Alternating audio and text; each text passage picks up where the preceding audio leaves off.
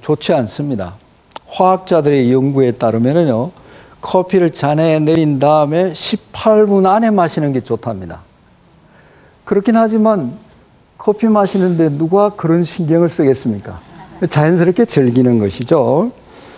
자, 이렇게 자연스럽게 대화를 나누면서 커피를 마시는 음용 관습. 이것이 이제 커피를 통해서 이렇게 정착돼 간 것입니다. 대화를 하다 보니까 이런 대화 양식, 이런 것들이 아주 중요하게 사람들에게 영향을 미쳤습니다. 사실상 그 17세기, 18세기에 문학하는 사람들 치고 거의 매일 카페에 드나들지 않는 사람이 없었다고 합니다. 파리에서든 런던에서든 문학하는 사람들은 카페에 모여서 이제 담론을 즐겼는데요. 이 사람들이 그때까지는 담백한 문장의 맛, 이런 것들을 제대로 이해하지 못했다고 합니다. 그런데 자기들이 대화를 하면서 커피를 마시고 하다 보니까 그 말 자체를 그대로 옮기는 것이 아주 생생한 현장감을 준단 말이죠. 이러면서 문학에 일대 혁명이라고 할 수 있는 변화가 일어납니다. 그것이 뭐냐 하면은 대화체 문장의 등장입니다. 전에는 그저 남의 말을 전하는 것처럼 썼단 말이죠. 그런데 대화 그 자체를 그대로 옮겼단 말이죠. 그 생생함이 살아있고 현장감이 있고, 그 다음에 또 대화하는 사람이 주인공이 돼야 된단 말이죠. 이래서 문학의 주인공이 전에는 기부인이나 귀족이나 왕이나 이랬는데 이제 서민들이, 소민들이 작품의 주인공으로 등장하게 되는 것이죠. 이래서 커피 마시는 음용 관습이라는 것이 단순한 것 같지만은 사실은 유럽 문화 그 자체를 변화시키는 대단히 중요한 역할을 하게 되는 것이죠. 이런 어떤 음용 관습을 기초로 해서 실질적인 어떤 사회적 변화, 정치적 변화를 끌어내는 어떤 공간으로서 카페가 작용을 하게 됩니다. 커피하우스에 드나드는 사람들이 저널리스트도 있고 정치가도 있고 학문하는 사람도 있고 부르주아 교양인들도 있고 이랬거든요. 그래서 이 사람들이 카페에 모여서 커피를 마셨단 말이죠. 우선 카페에 모였다라는 것 자체가 집회의 자유입니다. 중세에는 없었던 새로운 집회의 자유를 만끽할 수 있는 공간. 이것으로 이제 카페가 규정지어진 것이죠.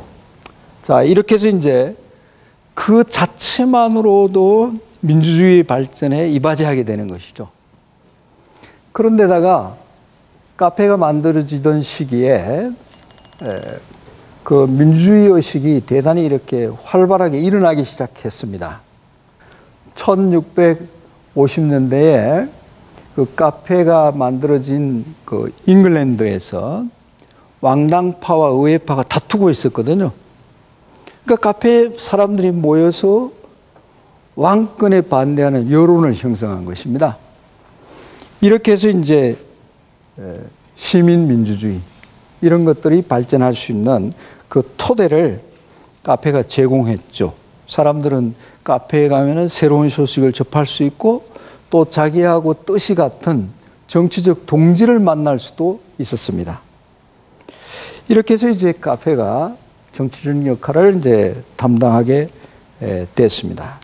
영국뿐만 아니고 프랑스에서도 마찬가지고 카페의 역할은 바로 이런 정치적 공간으로서 초기의 역할을 하게 됩니다. 자, 그런데 새로운 담론이 형성되려면은 정보가 있어야 된단 말이죠. 정보라는 것이 굉장히 중요하잖아요. 그래서 카페들이 초기에 그 정보를 공유하는 장으로 역할을 했습니다. 영국에서 로이드 카페라는 곳이 있었는데 이 로이드라는 사람이 최초로 로이드 뉴스라는 신문을 만들었습니다.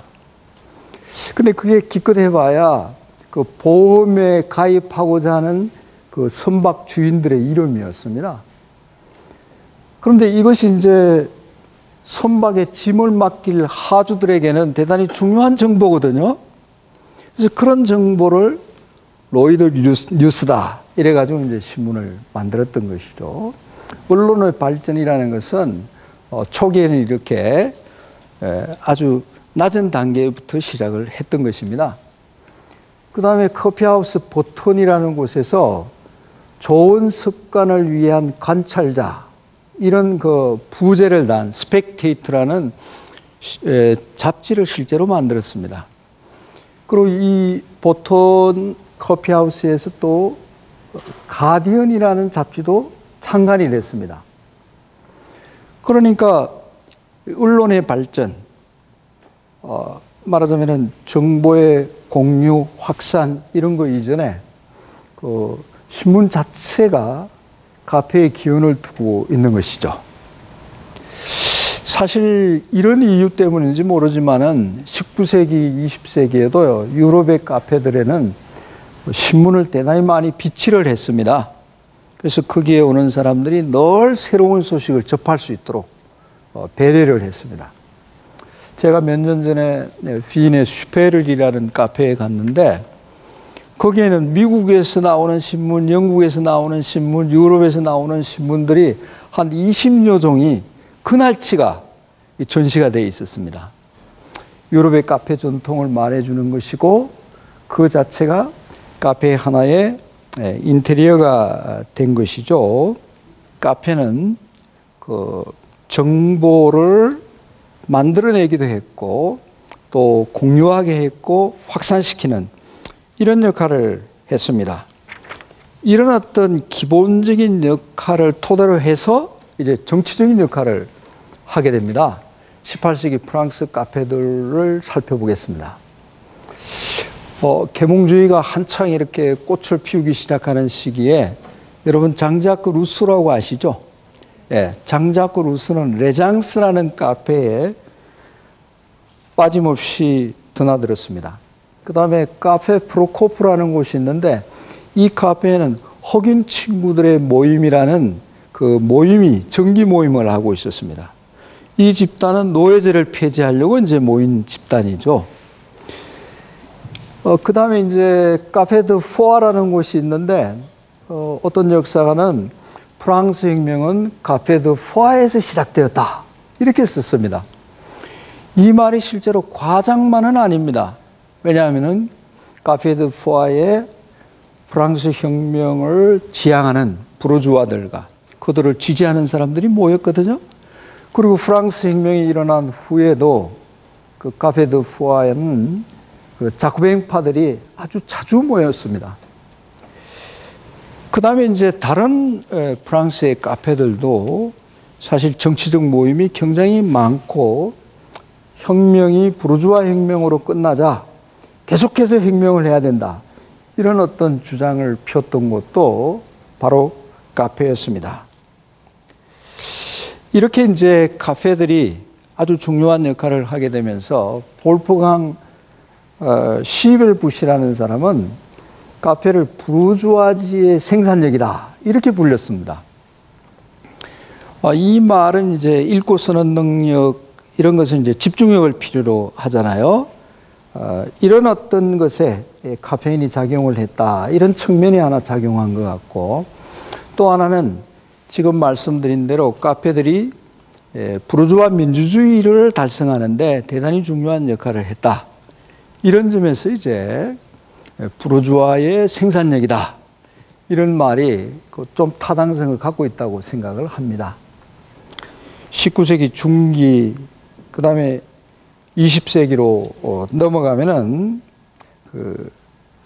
결국 카페들이 부르주아적 합리주의에 반대하는 새로운 어떤 비판의 장으로 바뀌기 시작합니다. 그렇게 하기 위해서는 좀 사람들이 책을 좀 읽어야 되겠죠? 비판의 장이 되려면은. 그런데 이제 그 카페들이요, 19세기, 20세기의 카페들이 독서 클럽을 많이 이렇게 갖고 있었습니다. 그래서 카페에 모여서 독서한 결과를 서로 토론